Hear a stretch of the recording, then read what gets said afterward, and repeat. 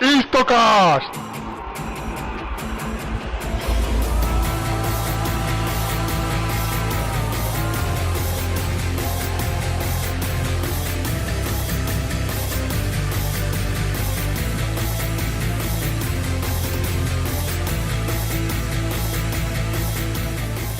Esto es Histocast y esto no es Esparta.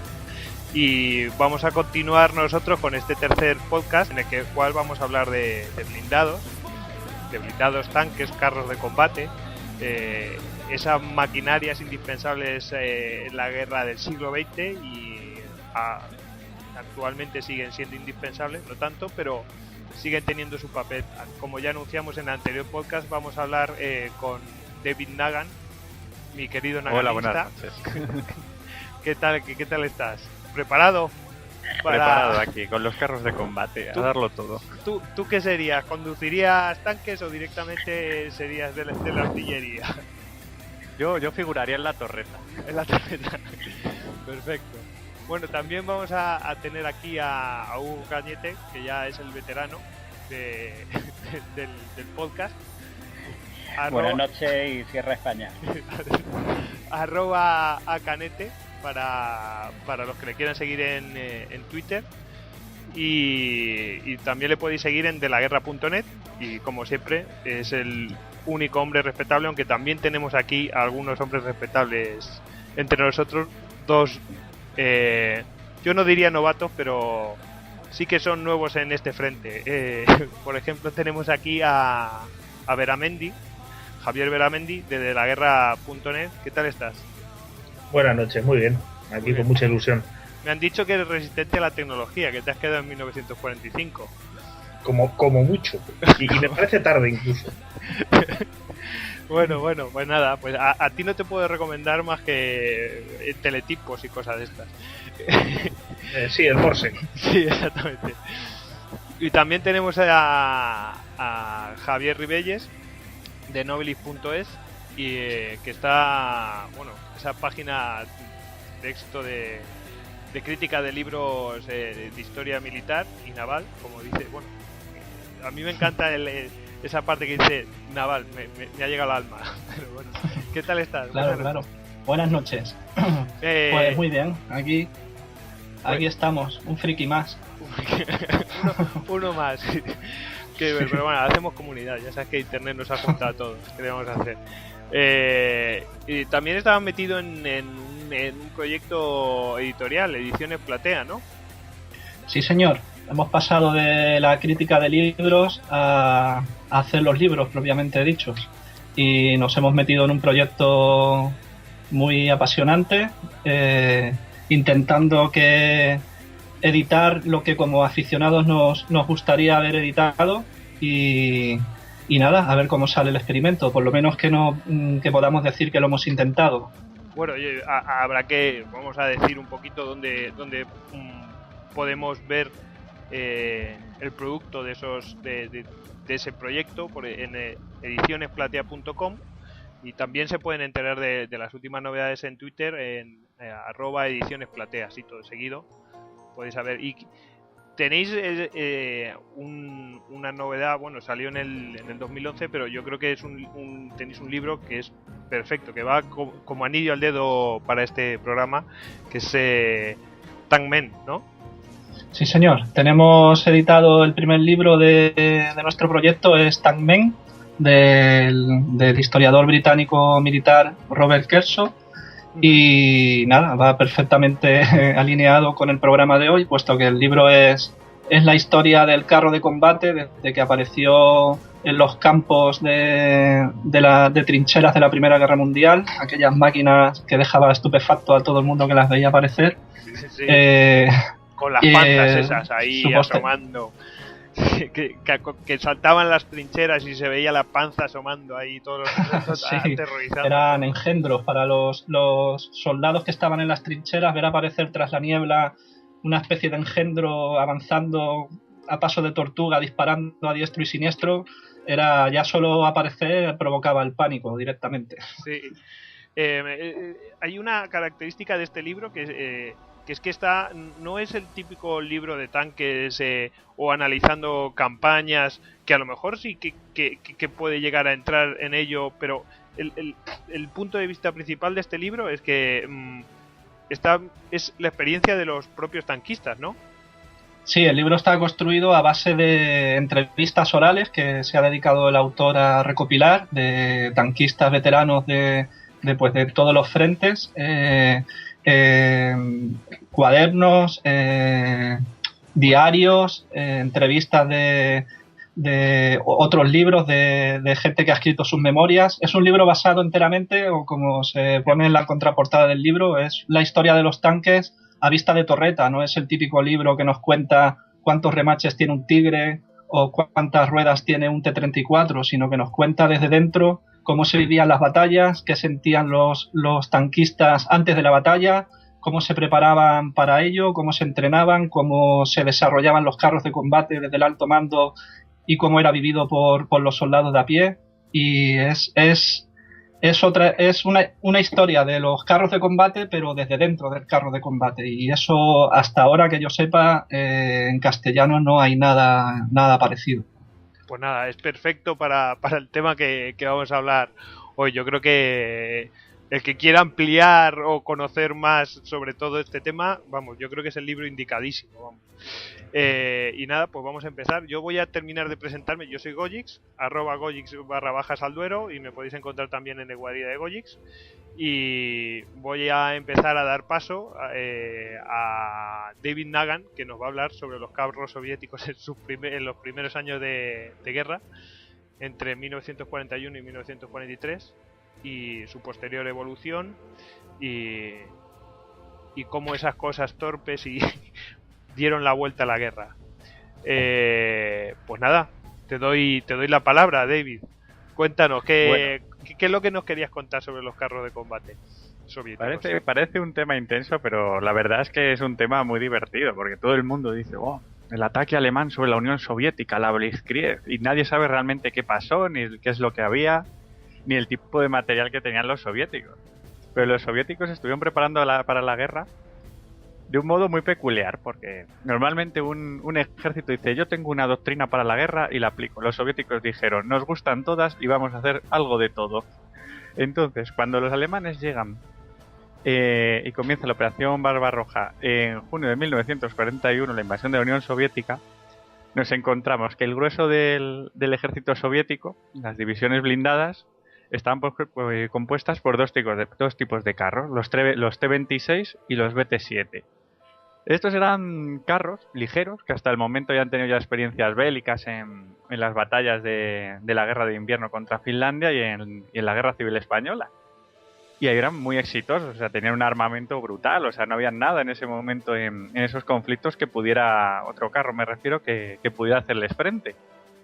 Entonces, voy a ir explicando un poco de que estos carros, vamos, que formaban prácticamente el 60 o el 70% de la fuerza de carros soviéticas. O sea, eran carros como el T-26 de 6 toneladas, basado en modelos británicos, que los rusos fueron ahí cogiendo, espiando, comprando, copiando. Sí. O sea, un carro realmente muy bueno. Y el BT-7, un carro pues diseñado más para divisiones de caballería, muy ligero, muy veloz, sí, que se diseñó, vamos, prácticamente lo diseñaron como para ir por carreteras súper pavimentadas y atacar con mucha velocidad, claro, pero en la URSS, en 1941, carreteras pavimentadas había en el centro de Moscú, o sea que tampoco les sirvió de mucho. Estos carros, realmente en la historia en la guerra mundial tuvieron muy poca. O sea, llegaron los alemanes, los arrasaron y son estos que engrosan las estadísticas de 6.000 carros de combate destruidos en 1941, así por decir. Sí. Bueno, continúo con más carros de este tipo en la Unión Soviética. Luego estaba la serie de carros ligeros, como son los T-40, 60 y 70. Esto era como un chica para todo. Venga, vamos a hacer un carro de exploración. Viene la guerra. Bueno, viene la guerra, vamos a hacer más sencilla su producción, vamos a simplificarlos. ¿Qué hacemos? Le quitamos la radio. Claro, carro de exploración sin radio. Pues vale. Sí, la verdad. Total, que acabaron pues eso, pasto de las llamas, otra vez de las divisiones Panzer que avanzaban sin parar. Bueno, los avasallaron, pues, o sea, que se te iba a escapar. los avasallaron. Sí, sí. Bueno, vamos a seguir hablando un poco más de los modelos de carros. Entonces, otra de las doctrinas que cogieron los soviéticos fueron y dijo algún iluminado británico en su momento: un carro blindado tiene que ser muy poderoso y atacar a la vez varios puntos del frente. Y los soviéticos dijeron, pues sí, y cogieron y construyeron tanques multitorreta. Sí. Para que os hagáis una idea, un tanque multitorreta es estos que aparecen en los dibujos animados de los años 40 y 50 con el malo sobre ellos, o sea, varias torres sobre un chasis enorme. Pues los rusos los hicieron. Podemos decir podemos Sí. decir que es como el de los carros, el de los autos locos, ¿no? El de Pierno de Yuna y estos. Había uno que llevaba un tanque gigantesco así con multitorreta de varios pisos y cosas de estas. Sí, sí, pero peor todavía. O sea, eran engendros tremendos. O sea, está el T-28 que dentro de lo que cabe era más comedido. Sí. Y bueno, o sea, realmente nació en una época en que vamos, que lo que tenían era el resto de naciones tanques ligeros, vamos, super cutres. Y llegan con los rusos con el T-28 y fue espectacular, vamos, era insuperable. Ya claro que en Barbarroja ya estaba un poco más superado. Y luego el T-35. El T-35 tiene una historia muy curiosa porque sus grandes hazañas eran salir en los desfiles del día del trabajo en Moscú. Y ya está. Su último desfile lo hicieron, claro, en Barbarroja cuando se les agrupó en divisiones en el sur de Rusia, pero concretamente en Ucrania. Y salieron en un gran desfile de 5 kilómetros y bueno, se dedicaron a decorar las cunetas de las carreteras. Bueno, también retrasaron a su modo el avance, ya que los alemanes se paraban para hacerse fotos con aquellos cacharros. Bueno, estos son un poco más las rarities, o sea, que tenían los rusos en ese momento, o sea, ya veis. Pero ahora voy a hablar un poco de lo que fueron los principales carros. Después de Barbarroja, cuando comenzó, los rusos tenían carros muy muy buenos que siguieron durante toda la guerra. Pero estos carros al principio de la guerra, en el año 41, había muy pocos, estaban muy desperdigados. Lo que pasa es que aquí se hizo uno de los fenómenos más impresionantes que hubo en la guerra, que fue la reorganización industrial soviética. Vamos, se llevaron toda la industria de carros más allá de los Urales, y entonces una vez que la recompusieron, decidieron que solo había unos modelos que iban a continuar. Y obviamente voy a hablar del carro mítico soviético. O sea, este carro simplemente necesitaría todo un podcast para él. Es el T-34, archifamoso. Pues el T-34 yo lo voy a resumir en lo que sería un speech. O sea, para mí es el carro perfecto porque tiene el mejor equilibrio entre protección, armamento y velocidad. Esto luego los carros son opiniones, son como cada uno es hijo de su madre y su padre, pero bueno. Pues eso, es ya un diseño muy revolucionario. También tenemos que los rusos los cogieron a partir de experiencias, o sea, los desarrollaron a partir de experiencias con la guerra de invierno. Sí. Y fue el carro más equilibrado de la guerra. Y bueno, venimos aquí a dos genios. Los KV. KV, que viene de, creo que era Konstantin Balavnikov. No sé si era Constantino Casimir, pero bueno, que era el padre del arma soviética de carros. Entonces desarrollaron dos pedazos de carros.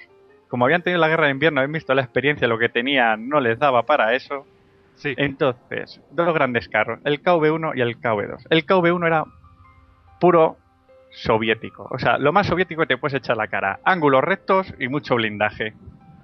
¿Qué pasa? Que era el carro perfecto, pero claro, ¿quién iba a conducir aquello? Dijeron, pues nada, la gente que esté habituada a coger tractores. Entonces cogían a un señor que estaba en su granja con su tractor, lo ponían al mando del KV-1 y por ahí que tiraba. ¿Y qué hacían? Dicen, ¿cómo se carga este arma? No sabemos. Pues lo que hacían era, básicamente, se utilizaban para embestir. O sea, llegaban a los alemanes y embestían sus emplazamientos anticarros, embestían otros carros. Los alemanes les cogieron mucho miedo a los KV-1. Y luego el KV-2, la bestia suprema. Son toneladas de acero para sostener sobre el chasis de un KV-1 un obús gigantesco para que estaba destinado a demoler fortificaciones, pero claro, en ese momento, ¿qué fortificación había en el mundo que no demoliera un KV-2? Es que era un tanque sobredimensionado para su época. Claro, llegan los alemanes, les daban con todo lo que tenían y el KV-2 ahí que seguía, inmutable. Bueno, pues los carros, de todos estos carros, la serie de KV y los T-34 realmente fueron los que salvaron a la Unión Soviética en esos momentos, en 1941, durante la Operación Barbarroja, ya que estos carros, aunque había muy pocos en ese momento, realmente cada uno se podían situándose en cruces de caminos, en puentes, en carreteras, pues realmente ralentizaban el avance alemán un día, 2 días, y eso fue realmente lo que salvó al ejército, porque permitía que muchas bolsas no llegaran a cerrarse, soldados que escapaban, que iban llegando a sus posiciones, y hasta que llegaron los alemanes a las afueras de Moscú, y ya con la llegada del invierno, las divisiones del extremo oriente ruso, pues pudieron un poco equilibrar la situación. Y bueno, ya hablando un poco así más ligeramente, los años siguientes, que fue lo único que hubo movimiento importante, fue en el sur, en la operación para conquistar el Cáucaso, Stalingrado, que todos conocemos, donde los rusos siguieron ingeniándoselas muy bien con este tipo de carros, sobre todo los T-34, que empezaron a coger un protagonismo bestial, y ya que valían para todo, contragolpes, hacían misiones de lo que tradicionalmente tenía asignada la caballería, se convertían incluso en fortalezas, o sea, llegaban en la ciudad, los enterraban entre escombros y se convertían en fortalezas, que fue uno de sus grandes momentos en Stalingrado. De hecho, hay una leyenda que, si me permitís, comento, y es que digo leyenda porque no está comprobada, que sabemos que aquí en este mundo hay muchos hechos que no están comprobados, y es la leyenda de Stalingrado, de cuando la fábrica de tractores de Stalingrado, que es la que fabricaba este modelo de T-34, mandó sus últimos tanques al frente directamente, que estaba en la misma fábrica, en el patio de la fábrica, sin visores ópticos ni nada. Allí cargaron y nunca más se supo de ellos.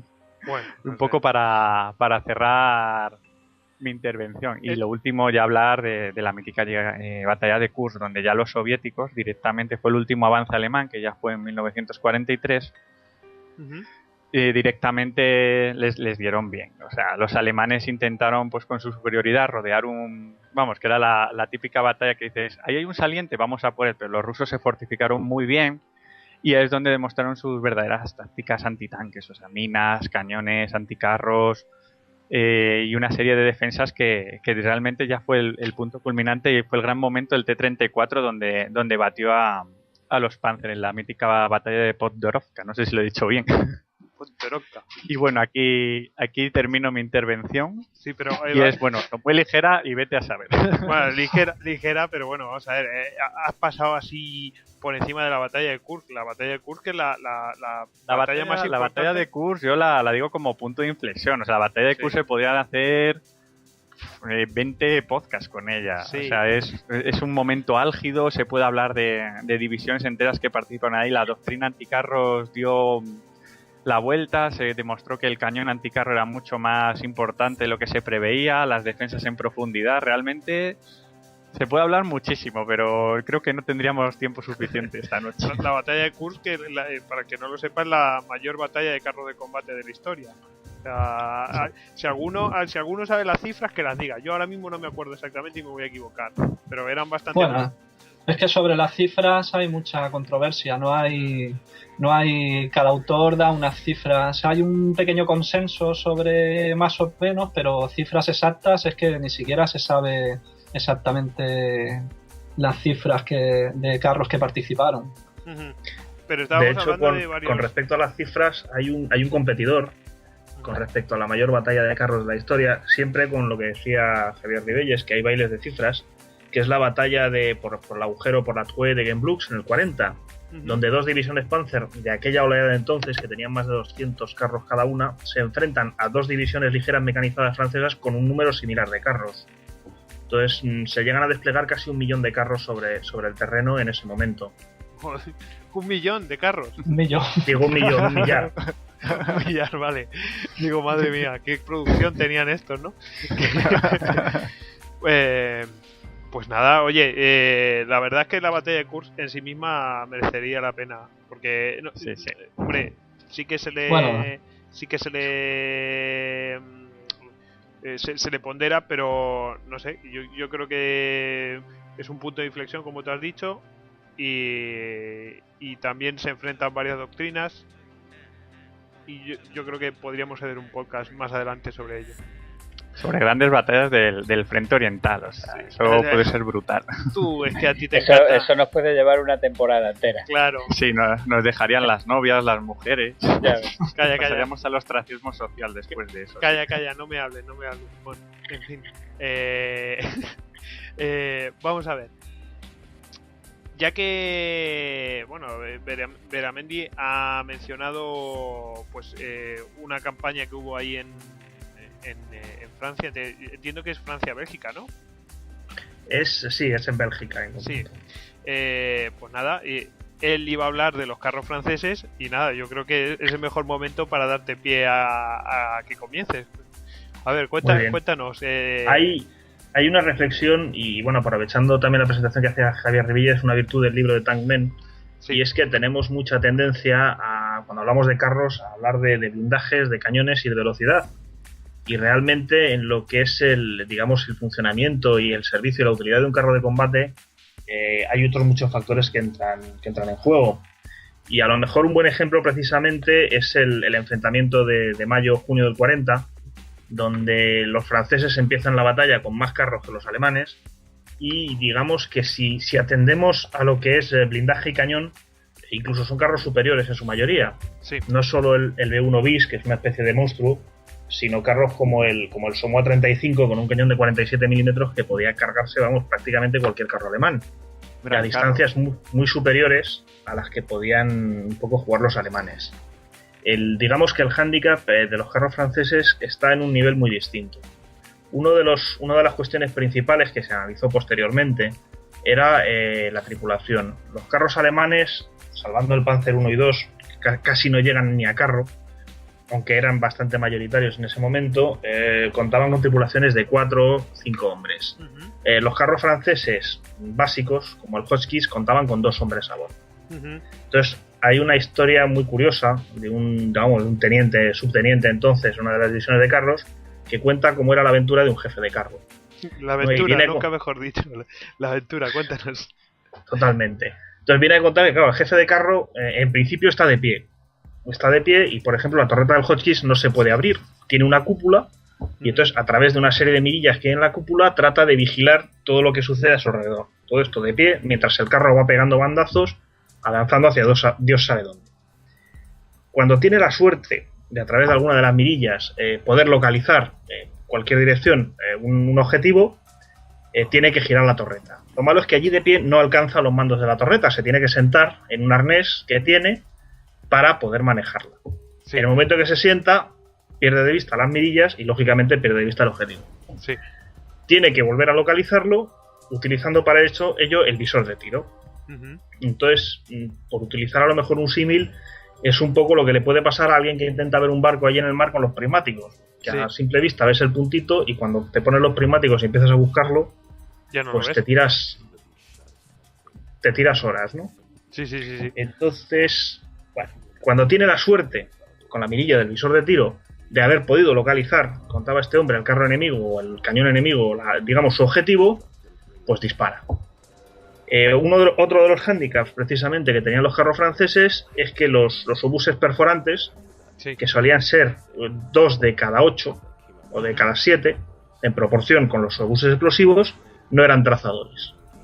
¿Qué quiere decir que no eran trazadores? Eso es. Explico, son proyectiles que se les pone una capa de fósforo de tal modo que cuando se disparan van dejando una estela de luz. Sí. Y bueno, pues aporta cierta visibilidad. El hecho de que no sean trazadores significa que el proyectil sale disparado y salvo que haya un blanco muy, muy visible, es decir, que se vea muy bien el blanco, que haya una explosión o que el carro contrario se incendie, sí, pues uno nunca estaba seguro de si le había dado o no. Sí. Si a esto sumamos que la táctica de los blindados alemanes consistía en pararse para disparar, pues el hecho de que el carro alemán estuviera parado nunca era una garantía de que no fuera a devolver la pelota. Claro. Entonces, en ese momento, digamos que la primera opción del jefe de carro es volver a disparar lo más rápido posible para asegurarse de haber machacado lo más posible al contrario.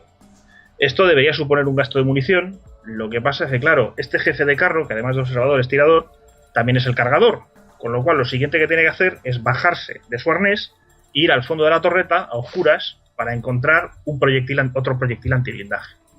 Abrir la recámara del cañón, sacar el anterior, meter el nuevo y volver, porque claro, todo esto ha vuelto a perder de vista su mirilla, volver a buscar su objetivo. Yo creo que en ese tiempo, o sea, ¿cuánto podía tardar en hacer desde el último disparo hasta poder hacer el siguiente? Pues a poco que fueran 2 minutos, debían de ser 2 minutos larguísimos. O sea que, por ejemplo, un Panzer podía haber dado la vuelta vamos, que lo podía haber perdido de vista perfectamente. Perfectamente. O sea, es un fallo absolutamente de diseño. Yo si me permití, yo no creo que sea un fallo de diseño porque es tan evidente. O sea, es tan evidente todo lo que está contando Javier de que primero miras por la mirilla, luego pierdes de vista unos segundos, luego, que eso en las maniobras o en la etapa de diseño del tanque, eso se tenía que saber. Yo creo que más que un error, eso obedece a una concesión doctrinal. Y quizás la concesión doctrinal es que si el tanque acompañaba a la infantería o servía para romper posiciones estáticas, no hacía falta esa rapidez en el tiro que sí hacía falta en una guerra móvil con los Panzer maniobrándote por los flancos. Vamos, digo yo, no sé, me suena un poco a eso. Para que no sepa, cuando hablamos de posición doctrinales, que había distintas doctrinas de cómo se debía combatir con las armas, pues, entre ellas los carros de combate, ¿no? Exactamente. Eso es. Sí. Es que lo que pasa también es que muchos países que después de la Primera Guerra Mundial no aprendieron o no quisieron ver la potencialidad del carro de combate. Muchos incluso, había por ahí algún testimonio de algún comandante de caballería que decía después de la Primera Guerra Mundial, hombre, por fin esos cacharros del diablo van al desguace y volvemos a la caballería de toda la vida, ¿no? Y entonces, pues, hubieron países que no se quisieron adaptar, ni estudiar la ergonomía del carro de combate, ni intentar buscar un desarrollo como se hicieron, por ejemplo, los alemanes, que adaptaron el carro de combate a la tripulación. Uh-huh. Esos países, ¿qué países hablaríamos, por ejemplo? O sea, porque ya me pica la curiosidad. ¿Qué países podemos decir que no quisieron? O sea, no es que no pudieron, que no quisieron. Pues los franceses y sobre todo los ingleses, creo yo, y los franceses. No hubo mucha contracorriente dentro del ejército cuando acabó la Primera Guerra Mundial, que no permitía que incluso tuvieron buenos teóricos que luego utilizaron los alemanes para desarrollar su arma Panzer, como Leonhardt o Fuller. Eso me llegó a mí, o sea, a mí es una cosa, o sea, por ejemplo, si vamos a ver, si yo he entendido bien, los que desarrollaron, por ejemplo, la Blitzkrieg, o por lo menos los orígenes de la Blitzkrieg, no eran alemanes, eran ingleses. Eso he leído por ahí. ¿Es cierto o no? Bueno, yo la teoría de lo que es la guerra móvil operativa, que es lo que se ha venido a llamar Blitzkrieg desde el punto de vista alemán, tiene un desarrollo, la verdad es que tiene un desarrollo bastante interactivo, uh-huh. Porque parten los teóricos ingleses sobre el arma blindada, también los franceses, entre otros, el más antiguo es el general Estienne. De Gaulle también tiene su propio tratado sobre el ejército profesional y sobre las masas de carros, pero realmente el que sí es un invento, yo creo, particularmente alemán, es la combinación de armas. Uh-huh. Es decir, hablábamos antes del cañón anticarros, los alemanes enseguida, en su división blindada, integran toda una serie de factores móviles, como son el cañón anticarro, el carro de combate, la infantería transportada, la artillería transportada y sobre todo el apoyo aéreo, ¿no? De hecho, uno de los tratados más interesantes sobre este tema habla de un triángulo, entre el Stuka, el carro de combate y el cañón anticarro, habla de un triángulo, y uno de los tres siempre era capaz de cargarse al objetivo en cualquier circunstancia. Uh-huh. Bueno, no sé si queréis añadir algo más sobre esto. Podemos continuar, Benamendi, puedes continuar, que te he interrumpido, lo siento. te perdono por esta vez. No, yo hago preguntas. Ha sido muy interesante. Yo hago preguntas de ignorante, o sea, no de ignorante, pero del hombre que en este tema pues está pez, así de claro. Y bueno, continúa, por favor, no te quiero interrumpir más. Pues un poco dejábamos a nuestro jefe de carro desesperado intentando volver a localizar a su enemigo, el cual había tenido el mal gusto de desplazarse en vez de esperar pacientemente a que le volvieran a disparar. Eso como mínimo. Además solían intentar devolver el golpe, claro, lo cual tendía a ser aún más desagradable. Qué tíos, que desleales, no esperan, joder. No saben perder. Claro. Bien, dicho esto, además este jefe de carro tenía que encargarse, digamos que si era un jefe de un pelotón de varios carros, tenía que encargarse de señalizar o de dirigir los otros carros de su pelotón, o bien estar pendiente de su jefe de pelotón para ver a dónde tenían que ir, si giraban, no giraban, etcétera, etcétera, etcétera. Uh-huh. Todo esto, de hecho hay muchas anécdotas de carristas franceses que se pierden. Y dice, bueno, ¿cómo es posible que atacando un grupo de 40 carros uno se encuentre completamente solo en mitad de una pradera? Pues sucedía, pues vete tú a saber, porque el jefe de carro estaba buscando un obús, porque estaban buscando un objetivo o lo que fuera, cuando todo el mundo daba media vuelta, y ahí se quedaban. A todo esto, una vez que tenía una dirección, tenía que indicárselo al conductor. Otro defecto de los carros franceses, salvo el Somois, que tenía un laringófono que por lo visto funcionaba bastante bien, es que no había ningún medio de comunicación interior. Es decir, la única forma de decirle al conductor gira a la izquierda era gritando más fuerte que el motor. En el oído. Y cruzando los dedos. Aberrido limpio. Sí. Y gritando en francés. Que es todavía más difícil. Para esto los rusos innovaron más. El comandante de carro le daba 2 pataditas al conductor y le decía con una patadita a la derecha que giraba a la derecha, y si le daba con el pie en el hombro de la izquierda era que giraba a la izquierda.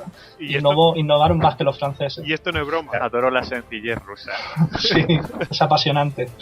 Los franceses básicamente lo que se acabó haciendo a nivel práctico era planificar la jugada antes de subirse a los carros. Se juntaban todos y decían, bueno, vamos a ir por aquí hasta esta loma y luego nos paramos y que sea lo que Dios quiera. Básicamente esa vino a ser la solución que encontraron. Otros hándicaps muy curiosos de los carros franceses y británicos, lo que pasa es que bueno, llegaron a intervenir menos en el 40 y a aprender más, entre otras cosas porque ellos siguieron en la lucha, es todo el sistema de logística.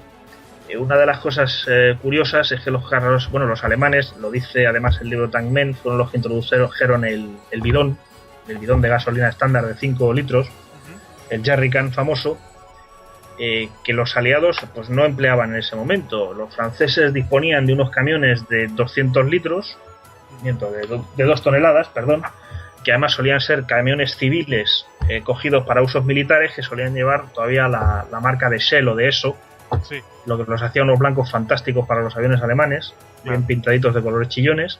Sí. Y entonces de esos camiones había que ir repostando cada carro por turno. La otra opción, un poquito menos mala, eran grandes bidones de 200 litros y una bomba manual. Sí, y luego, para facilitar un pelín las cosas, tenían unas garrafas de 50 litros. Ajá. Las cuales tenían un boquerel que no coincidía con el del depósito del carro, sí. Con lo cual había que más o menos apuntar tirando el combustible dentro del depósito y bueno, intentando que la menor cantidad de ella se perdiera, sobre todo sobre el capó del motor caliente. Como el que tira, el que tira sidra con el peligro de que se te puede incendiar con el motor caliente, que es lo que ibas a decir, ¿no? Efectivamente, la sidra no se incendia el que se la bebe. Ahí tenemos a unos escanciadores de sidra explosiva. Continuemos. Entonces, bueno, pues era un poco el problema. Algo similar les pasaba con las municiones. Las municiones de los carros franceses, pues por ejemplo, las ametralladoras eran cajas enormes con 1700 y pico cartuchos que venían en paquetes de 12 y que había que ir desmontando para meter en los tambores de las ametralladoras de 150 balas. Los obuses, pues lo mismo, eran cajas de 50 obuses de 47 milímetros, no había, por ejemplo, en los Somois, había que trasladarlas a mano, en fin, todo aquello hacía que los carros franceses fueran bastante poco operativos. Como comentábamos antes, eran carros pensados para una guerra mucho más lenta. Pero vamos, fue el principal, yo creo que fue el principal hándicap de los ejércitos aliados en 1940. Pensaban en días y los alemanes pensaban en horas. Claro. Sí, es de jugar a otra velocidad. Totalmente. Bueno, y sobre los carros franceses, ¿querías añadir algo más? Pues yo creo que son un poco todo, hombre, nos podemos meter, yo creo que temas de doctrina lo podemos dejar para otro día. Sí, porque eso ahí además podríamos discutir muchísimo. Yo creo que ahí hay mucha chicha y hay mucho friki también por ahí suelto y podríamos hacer aquí una mesa redonda inacabable. Pero nos ibas a contar también, sí que yo creo que el funcionamiento, bueno, ya habías hablado del funcionamiento de los carros franceses, de sus handicaps, pero querías comentarnos alguna anécdota del KV-1, ¿no? Sí, bueno, hay una anécdota muy curiosa. KV-1 ruso, vamos. Al hilo de lo que decía David, y es bueno, el famoso KV1, KV2 de Raseinai, que es un poco un exponente de lo que, por otro lado, podía hacer el blindaje y podía hacer un cañón. En concreto, esta anécdota está en las memorias de Raus, que en ese momento era pues, jefe de uno de los grupos de combate de la 6ª División Panzer en los países bálticos durante Barbarroja. Y digamos que, bueno, pues tras cruzar un río se encuentran con que mientras la parte delantera de la división está luchando, defendiéndose de una contraofensiva soviética, pues él, que tiene más bien un puesto más con su grupo de combate, un puesto más en retaguardia, descubren que, bueno, pues que un KV2 probablemente se les ha plantado en la única carretera que tienen para comunicarse con la retaguardia. Con la retaguardia de donde vienen los suministros y a donde se supone que tienen que ir los heridos cuando son evacuados. La eficacia alemana en este sentido es fantástica. O sea, en el momento en que tienen la noticia, lo primero que hacen es prepararse para un contraataque soviético de cierta importancia y despliegan parte del Kampfgruppe mirando hacia el sur. En este caso, mirando hacia su retaguardia y esperan. En el momento que ven que no sucede nada, pues pasan al paso siguiente del proceso, que es enviar exploradores. Sí. Y los exploradores lo que vienen a informar es que efectivamente hay un carro enorme. Era uno de los primeros encuentros que tenían los alemanes con este tipo de chismes. Sí. Y que hay un carro enorme plantado en medio de la carretera, que hay 12 camiones, dice Raus, de suministro ya destruidos en torno al carro y que, bueno, pues algo hay que hacer. Entonces, bueno, lo primero que intentan es abrir otra vía de comunicación. El terreno es demasiado blando, es demasiado boscoso, no es posible, y entonces se plantean organizar algún tipo de misión para destruirlo. Sí. El primer intento, ya pues a primerísima hora de la tarde, esto fue un 24 de junio si no recuerdo mal, el primer intento es mandar una batería antitanque. Y para ello despliegan 4 antitanques nuevos de 50 milímetros, vamos, recién salidos prácticamente de la mesa de diseño, Sí. que son la repera y que deben de ser capaces de volar ese carro, vamos, en teoría de nada, con 2 disparos. El caso es que es muy de loar el cuajo de los tripulantes del carro, o por lo menos del comisario soviético, del comisario político de a bordo, porque que debió ser el el ejército ruso era gente muy, muy importante, más que nada por las molestias que podían causar a los demás. Sí. Cuenta. Entonces, bueno, pues van desplegando los cañones, los van acercando despacito. Allí en el carro no se mueve nadie, aquello está totalmente muerto. Y entonces, bueno, pues empiezan a disparar. Cuando ya están a una distancia de entre 600 y 1000 metros, bien desplegados, empiezan a disparar 3-5 impactos. El carro totalmente inmóvil. Allí parece, no saben si se lo han cargado o no se lo han cargado. Y bueno, pues de repente empieza a girar la torreta. Sí. Y parece que los carristas habían aprovechado estos disparos para localizar a sus 4 blancos, y en muy pocos disparos acaban con los cuatro flamantes cañones recién salidos de la mesa de diseño y los mandan al garete.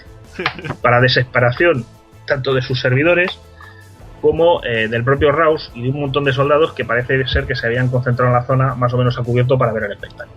Sí, en plan, vamos a ver cómo destruimos este carrazo. Efectivamente.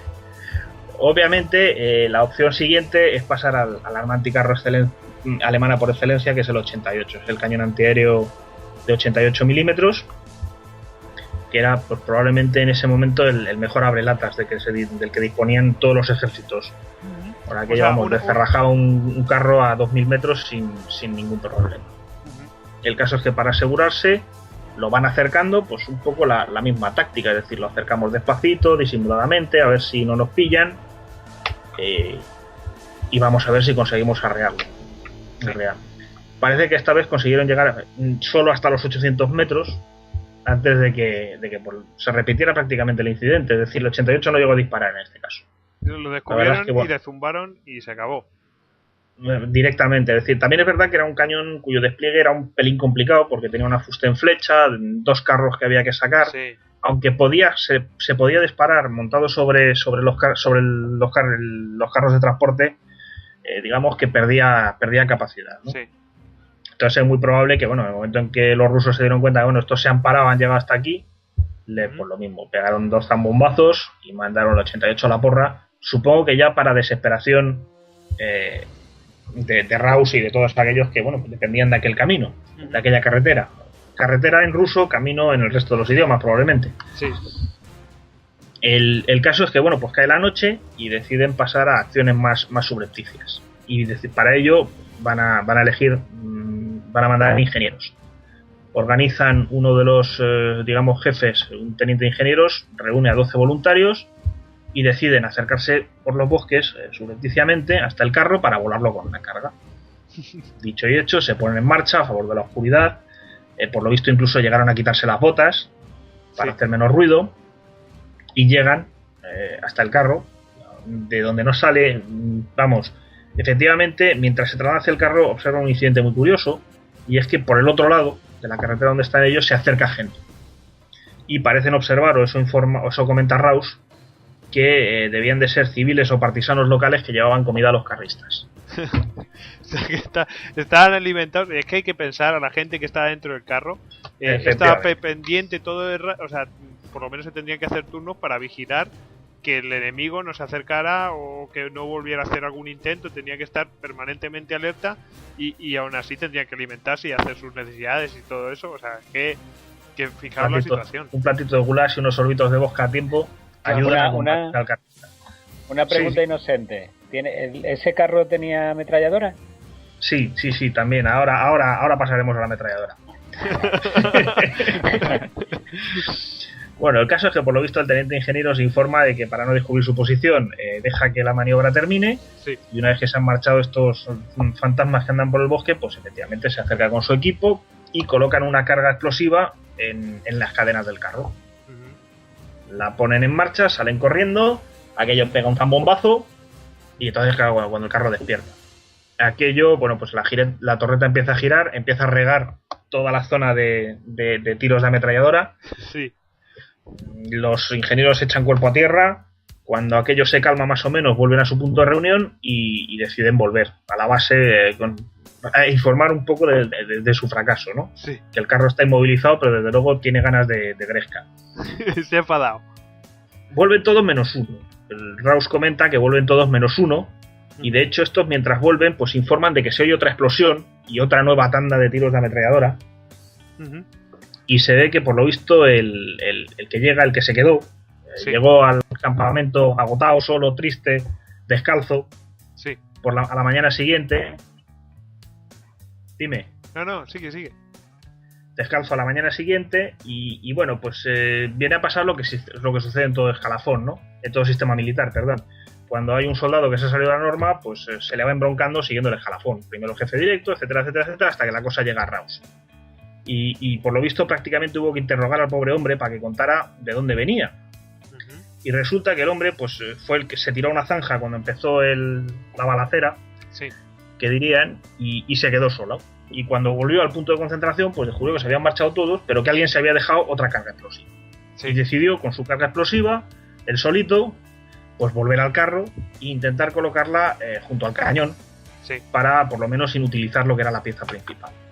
Sin éxito ninguno. Ahora aquello estalla, efectivamente parece que la raya un poco, pero como veremos después, el cañón sigue operativo. Vuelve a haber otra rociada de balas, que parece que son la explosión y los tiros que oyeron sus simpáticos compañeros mientras se volvían a casa sin él. Y finalmente, cuando vuelve, ya para mayor desgracia del pobre hombre, que no solo ha fracasado, sino que además se ha quedado solo, cuando vuelve al punto de concentración a coger sus zapatos, resulta que no son los suyos. Que algún desgraciado se ha llevado sus zapatos y estos no le valen, razón por la cual llega descalzo al campamento. Obviamente amanece el 25, llevan prácticamente, ya se acercan las 24 horas con el suministro cortado, la unidad empieza a perder capacidad de combate de forma importante y pues supongo que siempre es doloroso, por mucha coordinación que haya, digamos que Raus decide pedir el apoyo de la Luftwaffe. Pensando que bueno, pues un par de Stuka colocan 2 o 3 bombas bien colocadas y aquello deja de ser un problema. En respuesta de la Luftwaffe, estamos ocupados. Ya se sabe, es como Telefónica. Cuanto más falta hace, menos se puede contar con ella. Entonces Raus decide montar una operación a lo grande. Dice, bueno, aquí no importan las bajas, esto hay que ponerlo en marcha como sea, y bueno, pues lanza, digamos, toda una serie de carros. En ese momento son los 38T, los carros checos, para que empiecen a dar vueltas, vuelvan loco al KV2 y poder acertarle con otro 88, cosa que finalmente consiguen. Le pegan 2 tiros, varios impactos, de los cuales parece que 2 consiguen atravesar la coraza, y lo dejan con el cañón mirando para arriba medio tuerto. Ajá. Ya parece que por fin se han deshecho del bicho, pero es como una película de zombies. Es como una película de zombies. Cuando se acercan para ver el daño, vuelve a ponerse en marcha el cañón.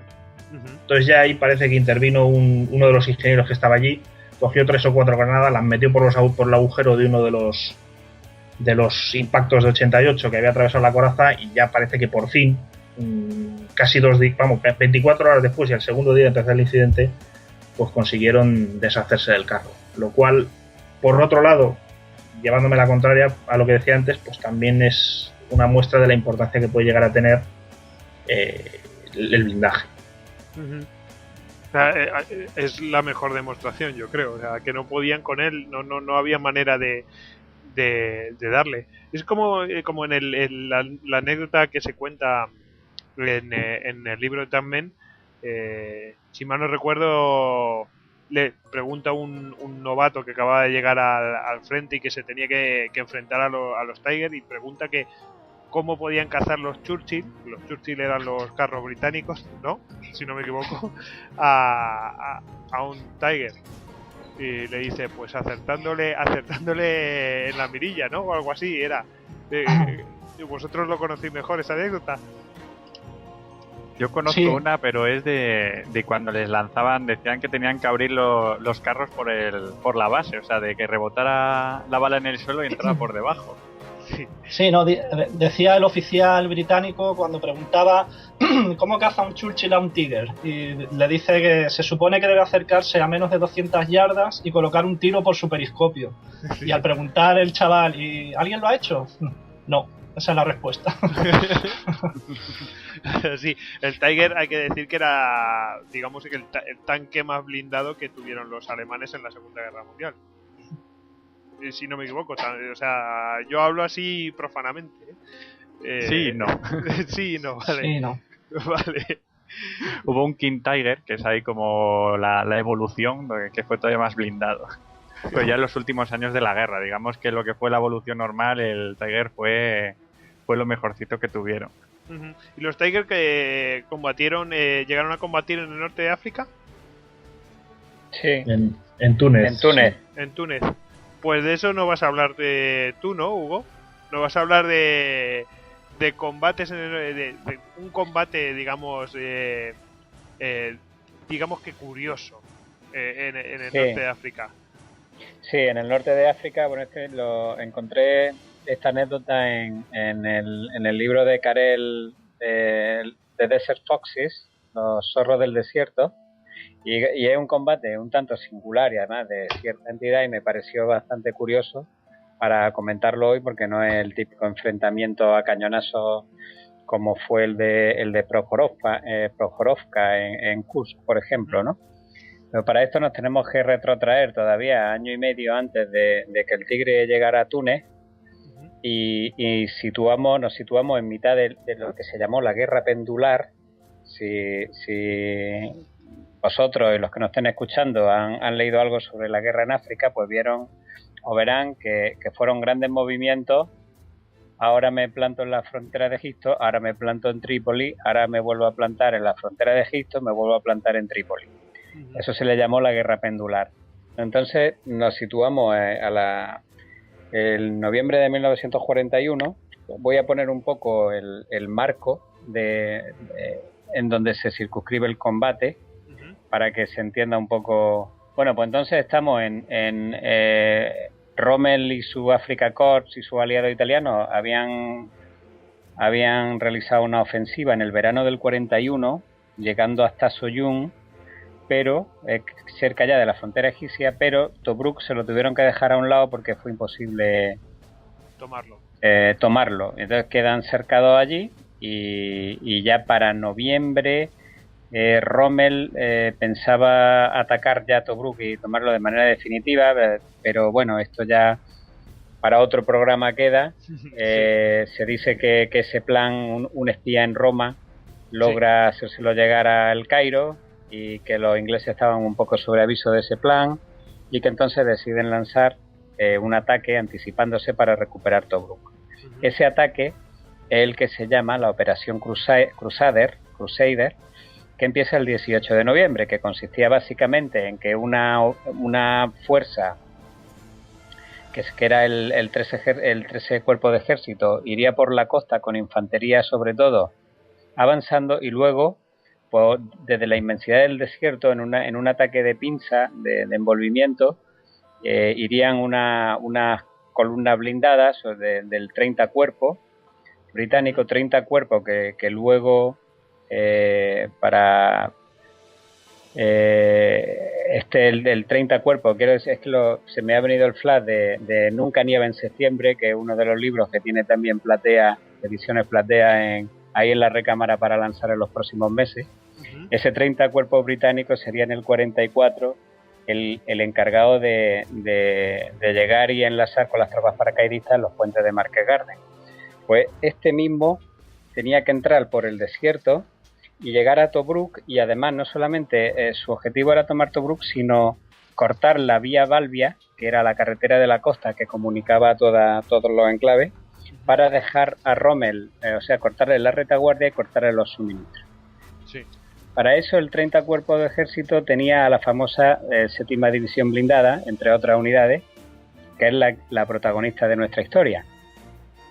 Esta 7ª División Blindada, que son los famosos Ratas del Desierto, pues estaba compuesta de 3 brigadas blindadas, que eran la 7ª, la 4ª y la 22.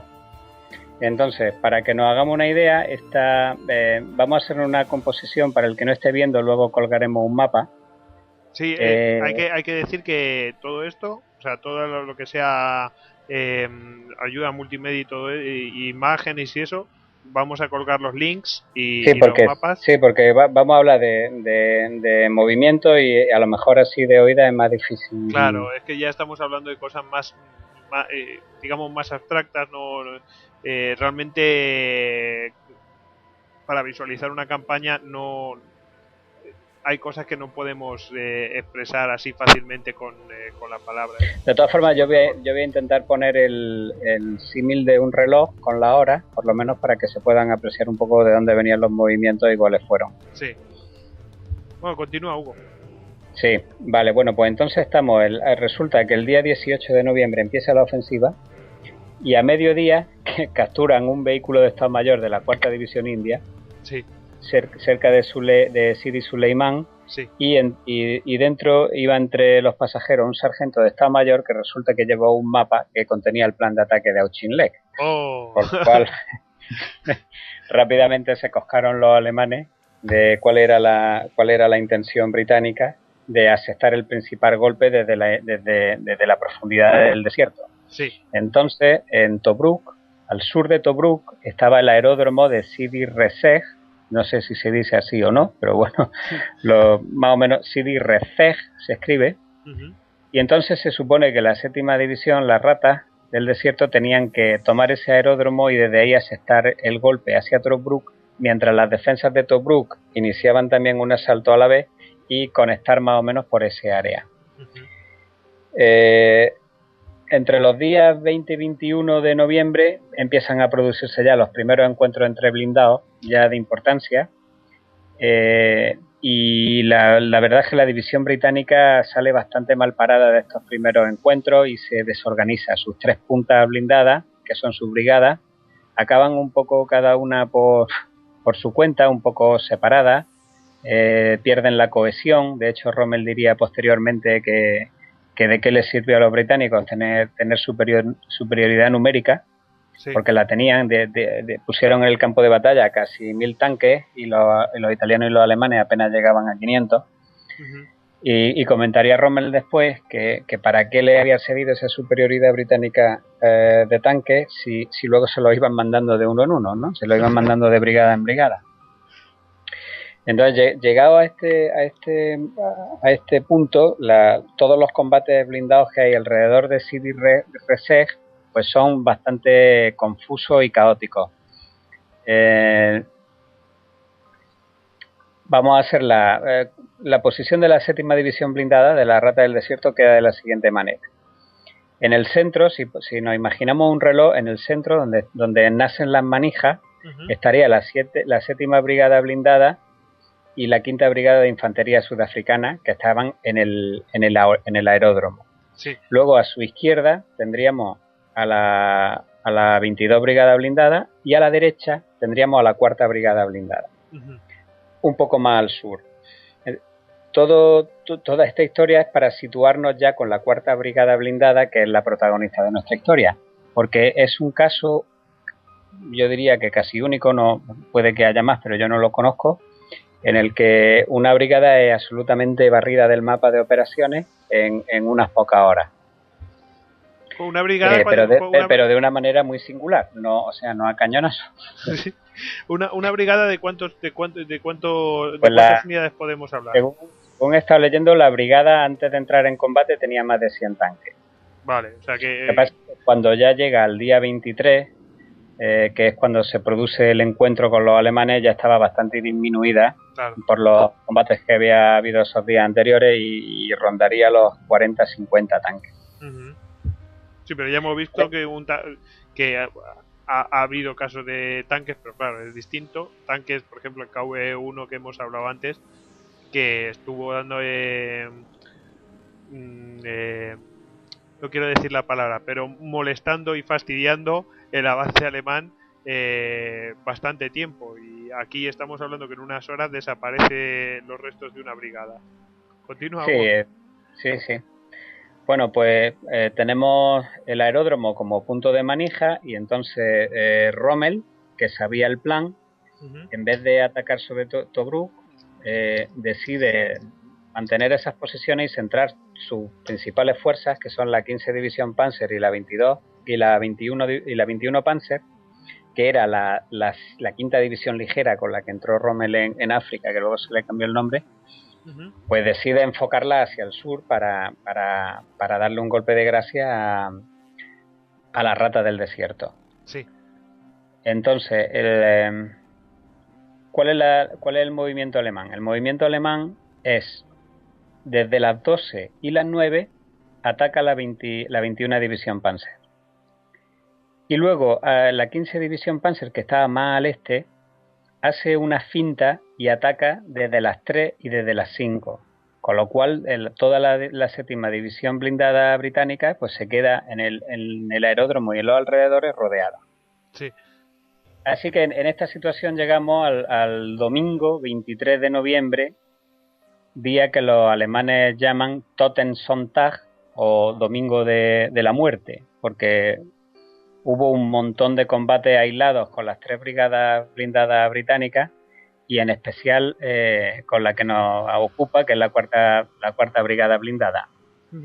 La cuarta brigada blindada se encargó de ella la 15 División Panzer, porque como hemos dicho antes estaba a la derecha y por ahí, por las 3 y las 5 del reloj, es por donde entró la 15 División Panzer. Y entonces, ¿qué pasó con esa cuarta blindada? Pues en la noche del día 22, es decir, el sábado por la noche, el 8º Regimiento Panzer del teniente coronel Kramer, que estaba ya dirigiéndose desde las 3 y las 5 hacia el aeródromo, pues va avanzando y llevaba en vanguardia, ese regimiento Panzer llevaba en vanguardia el primer Abteilung o la primera sección o el primer batallón o como queramos decir blindado al mando del mayor Fensky y resulta que de repente todo el batallón o todo el Abteilung se da de bruces con una formación de tanques en las tinieblas de la noche. Solo cuando están a unos 10 metros de toda esa mancha de sombras que parecen tanques es cuando se dan cuenta de que son tanques británicos. Era la cuarta brigada blindada que había parado para hacer noche y había adoptado una formación de erizo, en posición de erizo. Y entonces uno y otro, pues los primeros instantes pues son de gran sorpresa y de estupefacción. Es decir, hay unos segundos en los que no son ninguno de los bandos, ni alemanes ni británicos, son capaces de pegar un solo tiro. Sí. Están Así ahí que mirando que esto no puede ser. Sí, ¿no? Con la estupefacción de decir cómo... Pero bueno, ¿qué hacen estos porque aquí? claro, era una formación grande. O sea, eran 30 o 40 tanques los que había allí parados en la arena, ¿no? Sí. Así que en estos segundos donde te la juegas, el primero en tomar la iniciativa es el mayor Fensky del primer Abteilung Panzer. ¿Y qué hace? Pues coge y en su tanque de mando le ordena al conductor que se dirija inmediatamente a la posición británica y se mete dentro a toda velocidad mientras su segundo, el teniente Beck, Sí. va lanzando bengalas para iluminar toda la posición y a la vez va radiando por la radio, va ordenándole a todos sus comandantes de carro que la rodeen. Sí. Pero claro, mientras se va ejecutando toda esta maniobra, los británicos pues se habían quedado un poquillo estupefactos, pues algunos todavía incluso tuvieron alguna sangre fría para reaccionar, algunos tanques empezaron a arrancar, pero los alemanes fueron más rápidos y soldados alemanes empiezan a entrar en la formación gritando manos arriba y rindiendo a los británicos, que se habían quedado prácticamente boca abiertos porque la mayoría estaban durmiendo, claro. Y claro, y paralizados encima, o sea, es que hay que imaginárselo, entra un tanque así en la formación directamente, han detectado la posición y además está mostrando el blanco con las bengalas, o sea, iluminándolo, y en cambio los británicos pero iluminándolo desde dentro. Claro, desde dentro, o sea, es que realmente es audaz, pero los deja directamente, como se diría así vulgarmente, en bragas. Deja a los británicos en bragas que encima están dormidos. Exactamente. Uno de los sargentos alemanes que entran en la formación a rendir soldados, que se llama Sauter, cuenta que un tanque intentó escapar y se subió a lo alto del tanque, abrió la escotilla y descargó el cargador de la MP-40 dentro. Sí. Claro, el tanque automáticamente pues se paró, ¿no? Sí. Otros tanques intentaron... Se paró. Lo has dicho muy finamente. Lo atracó directamente. Hubo otros tanques que intentaron escapar y pues rápidamente se radiaron las órdenes por los auriculares de los jefes de carro y se destruyeron inmediatamente. Sí. Y mientras todo esto ocurre, pues ya los carros alemanes del primer batallón Panzer logran rodear toda la posición y coparlo. Sí. Una vez que ya está asegurado el despliegue, el mayor Fensky, el alemán, sí, pues ordena a los jefes de tanque bajar con las metralletas y hacer ya a todos los prisioneros ya de una vez, mientras los tanques alemanes al ralentí con los faros encendidos iluminan toda la posición.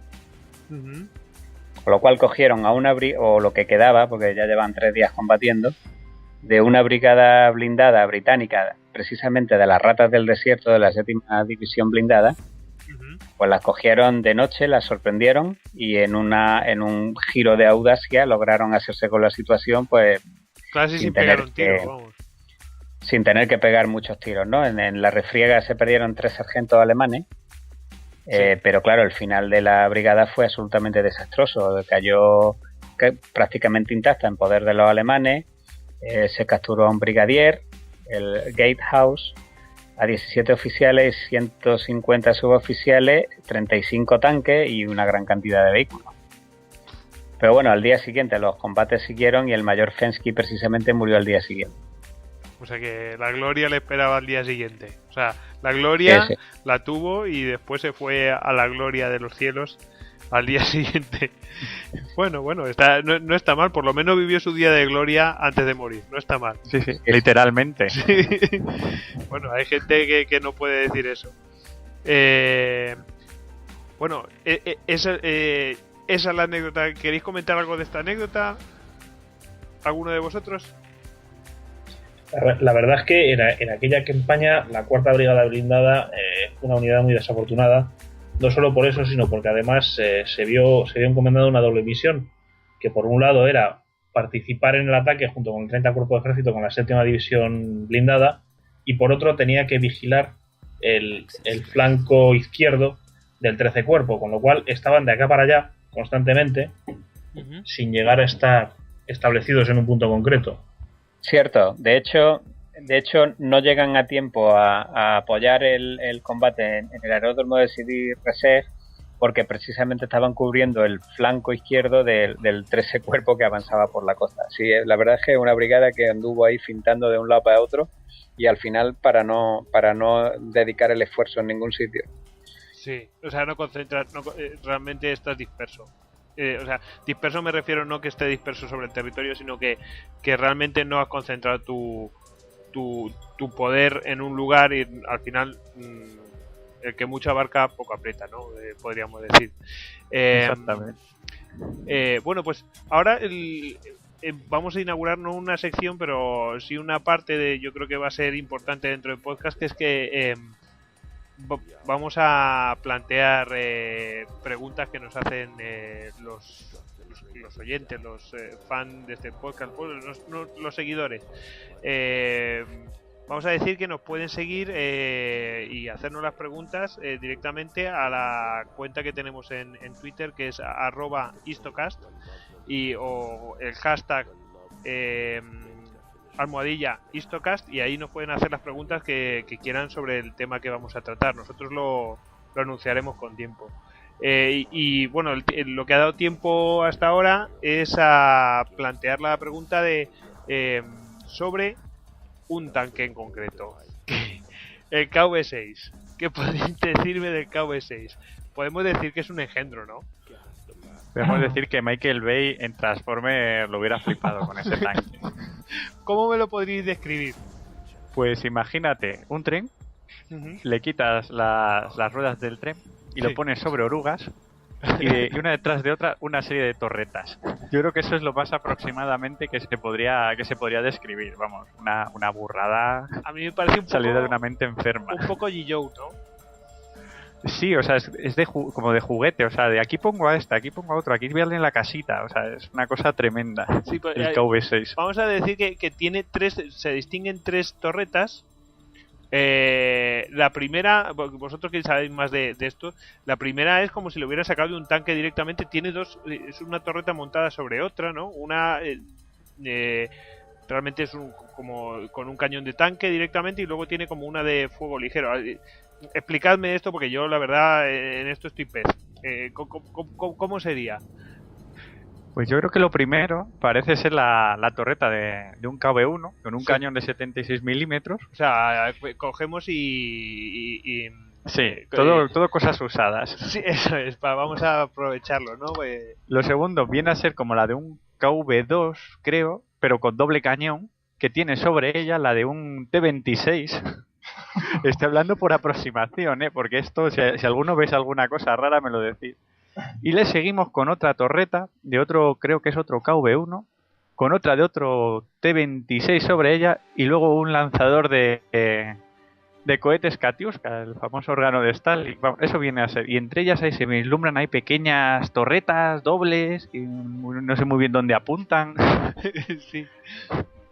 Una cosa tremenda. A mí lo que me alucina es la tercera. La tercera tiene como unos lanzamisiles que están parapetados encima de una torreta que es como la primera, es parecida, ¿no? O sea, es como una torreta sobre otra, y sobre eso un lanzamisiles. Sí, el famoso Katyuska. Bueno, hay que decir que hay tanques que tuvieron eso realmente. O sea, hay Sherman que en los últimos años de la guerra llevaban lanzacohetes sobre ellos. O sea, realizaban el asalto lanzando una salva de cohetes y luego entraban en combate. O sea, eso sí que se utilizó sobre carros, pero no sobre esto. O sea, esto iba, y yo creo que esto en combate lo primero que hacía era como los T-35 que hemos hablado antes. Iba al barro directamente, a la cuneta. Bueno, pues a ver, por lo que tenemos entendido, solamente se fabricaron 2, o sea, es lógico, porque Hugo, por ejemplo, creo que me contabas que esa oruga no podía resistir esa tensión, ¿no? Yo eso tengo que verlo para creerlo. Yo no me creo que eso haya existido. Bueno, tampoco, nosotros pondremos la foto, pero si no, cualquiera de vosotros poned KV-6 con números romanos, KV, o sea, KV, V, y latina, y ahí saldrá el engendro este que es propio de los Jijou. O sea, faltan los huequitos para que el Jijou dispare desde ahí. De hecho, el chasis, la base, a mí me recuerda un poco a los tractores que trasladan al Columbia y a las lanzaderas espaciales. Sí. Pero si os fijáis, esos tractores, la oruga no es una oruga que va de lado a lado, son varios grupos de orugas. Es verdad. Y eso sí puede tener más sentido, puesto que de cada oruga se puede ocupar un grupo motor. Madre mía, ¿cuánta gente podría manejar eso? Madre mía. No, eso no existe. Yo estoy convencido de que eso no existe. Aunque los rusos son capaces de haberlo diseñado, ¿eh? Eso no me extrañaría lo más mínimo. Sería para pasear por la Plaza Roja de un lado a otro, o sea, y luego lo guardaban, porque no puedes salir de donde estuvieras. Eso, de verdad, ¿eh? Yo me lo imagino combatiendo. Es que, fíjate, ¿cómo maniobras eso? Es terrible. O sea, es que no se puede. Es que muy... O sea, en realidad es como un vagón de tren así alargado, pero con orugas y con un montón de torres. Es que eso es muy difícil de maniobrar. Vamos, yo veo que no es operativo. Creo yo, ¿eh? Bueno, no tiene pinta. No, parece que no. Bueno, pues nada, vamos a cerrar esta sección, pero queremos recordar pues que podemos encontrar más anécdotas. Hablaremos más en otros podcasts de blindados. Y podemos encontrar más anécdotas en el libro de Tankmen de la editorial Platea, editorialplatea.com, donde pues nada, pues ahí podemos hacernos con el libro en castellano y son pues anécdotas de los tanquistas, no anécdotas, son las vivencias de los tanquistas en los distintos frentes. Realmente yo creo que es una oportunidad. Yo lo estoy leyendo y acabo de leer hoy una graciosísima. Todavía en el desierto, y resulta que no me acuerdo, creo que era en una de las ofensivas británicas, todavía estaban solo los italianos, y en una de las ofensivas que un grupo blindado británico, pues de repente empiezan el jefe de la formación blindada empieza a lanzar llamadas de socorro pidiendo que por favor mandasen a la infantería lo antes posible porque estaban rodeados. Y porque estaban rodeados de prisioneros italianos. Con la típica flema británica, que mandaran por Dios a la infantería que estaban rodeados, pero un tiempo de prisioneros italianos. Bueno, hay que míticos los italianos. Qué gracias. La verdad es que había que ser valiente para lanzarse al ataque en esos carros que tenían. Sí, la verdad, sí. Hay que decirlo todo, que siempre se les echa... iba a decir una mala palabra, lo voy a decir. Mucha mierda encima, pero hay que ver con qué combatían, en qué condiciones. Con lo mismo que les echaban encima. Sí. Bueno, pues... Oye, es que hay anécdotas muy buenas de los italianos. Se decía que cuando les ordenaba a los cañones, ellos se subían a los camiones. Sí. Cuando decían a la metralleta, se subían a la camioneta. O sea, tenían salida para todo. Bueno, yo creo que tendremos que hacer como diríamos, un monográfico sobre rendiciones humillantes y cosas de estas a lo largo de la historia, y podremos llenar, pero programas y programas. Bueno, pues nada, vamos a pasar a la siguiente sección, ¿nos parece? A Geopolítica con Chicha. Pues lo que realmente vamos a hablar era de un suceso que ha ocurrido en Murmansk. No sé si lo he pronunciado bien, pero Murmansk. Bueno, está digamos al lado de Finlandia. Es una ciudad, bueno, un puerto costero donde ahí hay una base militar, y es famoso porque ahí tiene una base de submarinos, y ahí fue donde se hundió. No me sale el nombre, ¿cómo se llama el submarino? El Kursk, ¿te refieres? El Kursk, exactamente, el Kursk. Hoy ha salido mucho el Kursk. ¿Y qué ha pasado esta vez a final de diciembre? Pues que ha habido un incendio en un submarino nuclear ruso. Tal es así que las propias autoridades rusas han dicho que ha sido el incidente más grave desde Chernóbil, en su propio territorio. ¿Qué me podéis comentar de esta noticia? ¿Qué os parece? Una más de los rusos, otra vez un submarino nuclear. ¿Cómo es posible que se incendie un submarino nuclear? Además que las imágenes, las fotos que muestran el submarino está en la superficie. Está como en un dique seco, creo. Claro, Sí, que yo creo que estaría en estaba un dique reparaciones. seco, sí. Tiene pinta de que alguno se dejó el soplete encendido y se lió. Sí. Sí.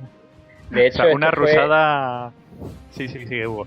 No, digo que este incidente fue a finales de diciembre. Ujú. Lo que pasa es que creo que es ahora cuando el gobierno ruso Lo ha dado a conocer. ha reconocido que había armas nucleares en el interior del submarino. Ah, eso está bien, o sea que tú coges, los reflotas y dejas las armas nucleares ahí, en plan.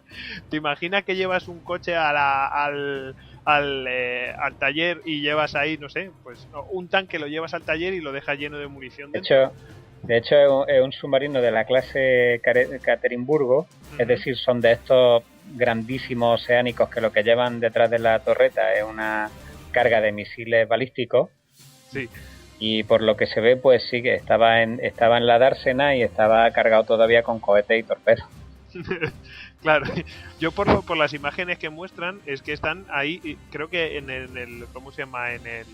Ay, no me sale ahora, qué desastre.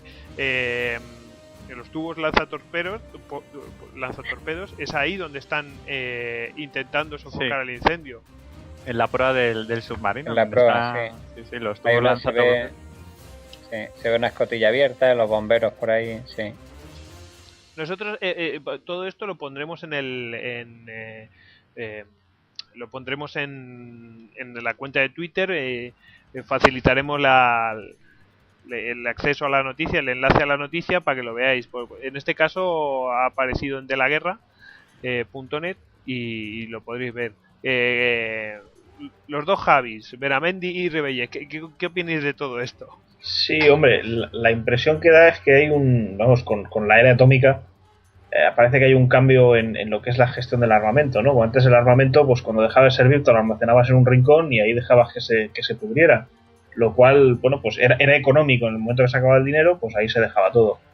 Con el armamento nuclear, pues parece que no es así, ¿no? Hace falta mucho dinero para crearlo, para fabricarlo, y hace falta mucho dinero para seguirlo manteniendo de forma prácticamente indefinida. Uh-huh. ¿No? Y lo que parece que sucede en Rusia es que una de las carencias principales es el dinero. Sí, bueno, antes hemos hablado de cómo se las ingenian los rusos para con lo mínimo posible hacer algo, como por ejemplo cómo se comunicaban las tripulaciones de los carros sin radio, pegándose golpecitos. Pues esto es una más, ¿no? Como ahorrando al máximo saco el submarino a una dársena, pero no me gasto dinero en quitar la munición, la dejo dentro que no pasa nada mientras lo limpian por fuera. Pues mira, no pasa nada hasta que pasa algo. Sí, porque antes con tanques, pues como mucho el tanque pues se te caía en una zanja o volcaba o lo que fuera o tenía un accidente, pero claro, tú tienes un accidente con un submarino nuclear y bueno, digamos que la has liado parda, ¿no? Como Claro. diría aquella cuidadora de piscina. La verdad es que pensándolo fríamente da susto el arsenal que tiene esta gente y los pocos medios que destinan para mantenerlo en Sí, condiciones. porque además dicen que no hay 2 sin 3 y ya llevamos 2. Y las que no sabemos. Bueno, Ya ves. chicos, hablando de liar la parda y eso, yo creo que ya podemos conceder los premios de la semana para finalizar el podcast. Yo creo que esta vez lo vamos a hacer al revés. Vamos a empezar vamos a empezar otra vez por el crack, porque es que ya es tercera semana en el liderato, como dirían los 40 principales, en el número 1. Tenemos al Capitán Schettino. ¿Por qué está otra vez en el número 1? Pues porque en los carnavales el disfraz de moda es de Capitán Schettino y yo creo que eso merece un homenaje, así que le vamos a dar otra vez el crack. ¿Qué opinas de ello? A mí me parece genial, o sea, una ocurrencia tremenda. En los carnavales de Venecia, imagínate ir en tu góndola con todo el mundo con su máscara y tú disfrazado de Schettino. Lo más grande. Sí, eso es tremendo. Bueno, y de el Dandy, aquí yo creo que Beramendi tiene mucho que opinar.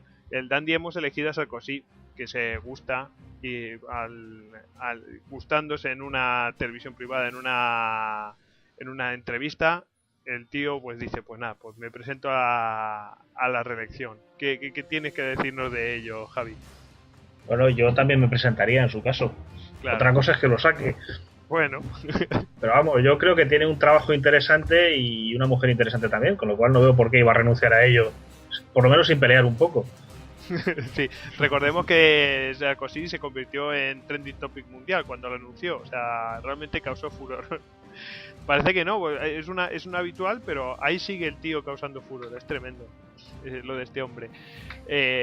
Bueno, y que yo he puesto que el duro, el premio Kim, nosotros lo apoyamos así, se lo lleva esta vez Putin.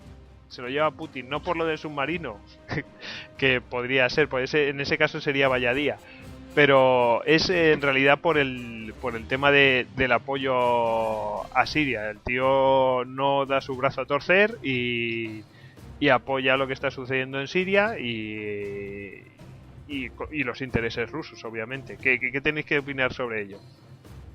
Pues es muy obvio, o sea, si tú ves que en Siria tiene, o sea, Rusia tiene una base marítima en Siria muy importante, una base naval muy importante.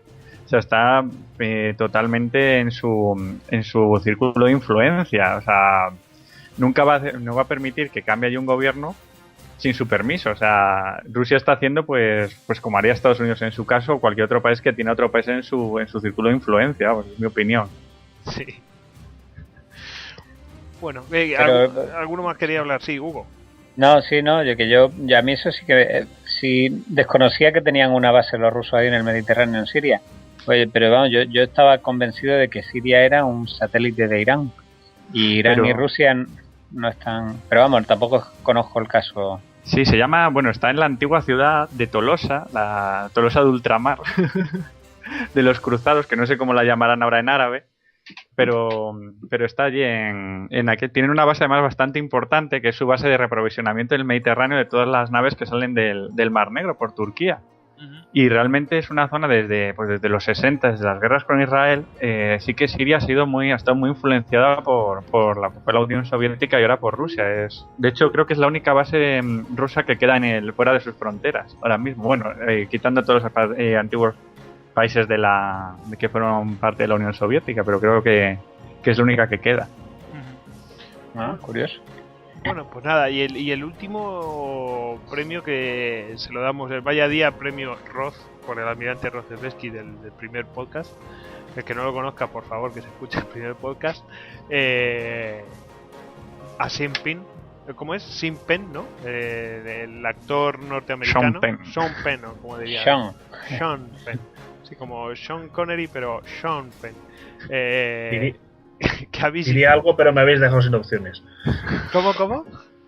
Que diría algo sobre el nombre, pero me habéis dejado sin opciones. Ah, vale. Que pues nada, este hombre ha visitado al señor Evo Morales. Y Evo Morales le ha recibido. Ahí es, digamos, que un encuentro en la cumbre. Este hombre no sé, está un poco perdido. No, realmente yo estoy un poco desconcertado entre Oliver Stone y Sean Penn. No sé quién es el que hace más, no diría el ridículo, pero la cosa más extraña. ¿Qué opináis? Es que es inopinable esto. Pero es que tenéis que ver la foto. Sale el señor Hugo Morales con la banda, no sé qué, así, pues vosotros sabéis cómo es, así de peculiar, que cualquiera lo ponga Sean Penn Evo Morales y verá cómo está Sean Penn con su bigotillo, y eso es una cosa, pero como de, no sé, es como de peli de los años 50, 60, así con un bigotillo. Es que es alucinante, realmente es una situación esperpéntica. Yo espero que le haya dicho Evo, que le haya obligado a poner el poncho o el jersey, por favor. Yo quiero, o sea, ya que se ponen así de moda a visitar así los países y reunirse con los presidentes, yo quiero que venga Clint Eastwood. Alégrame el día, ¿no? Alégrame el día. Venga ahí. Bueno, pues nada. Pues nada, ya vamos a despedir el podcast, pero antes quiero recordaros quiénes han participado aquí. Vamos a despedirlos. Empezamos por David Nagan. Bélicos saludos para todos. Sí, @David Nagan, si queréis seguirlo en Twitter. Y Hugo Cañete, que es @Hugo A Canete en Twitter. Buenas noches. Ha sido un placer otra vez. Lo podéis encontrar también en delaguerra.net. En delaguerra.net también podéis encontrar a Javier Beramendi. No lo podéis seguir en Twitter porque sigue con el Morse. Y, por Tantan también atiendo, los martes. Vale, por Tantan. Y nada, tenéis a Javier Ribelles en novelis.es, también en edicionesplatea.com y en Twitter en @edicionesplatea. Muchas gracias, buenas noches y espero venir alguna vez más. Sí, hombre, por supuesto, estás invitado. Genial. A mí no me ha dicho eso. Bueno, no pongáis celosos. Y recordad también que los que quieran interesarse más por anécdotas como las que hemos tratado hoy, pues pueden encontrarlas en el libro también que de la editorial Platea. Y nada, pues también yo soy Goyix y ya me podéis seguir en @goyix_salduero o en Enguadrilla y en goyix.com y nos podéis seguir hacer cualquier tipo de comentario en la cuenta de Twitter @histocast, hacer cualquier tipo de comentario, sugerencia o preguntas para el próximo podcast y ahí indicaremos cuál va a ser el próximo podcast. Y también hemos abierto nos podéis seguir también en Facebook, hemos abierto una página. Así que nada, pues podéis despediros ya, tenéis cuartelillo, chicos. Venga, decir adiós, hombre. Adiós. Bye. Vale, semper fidelis. Venga, hasta luego. Hasta luego.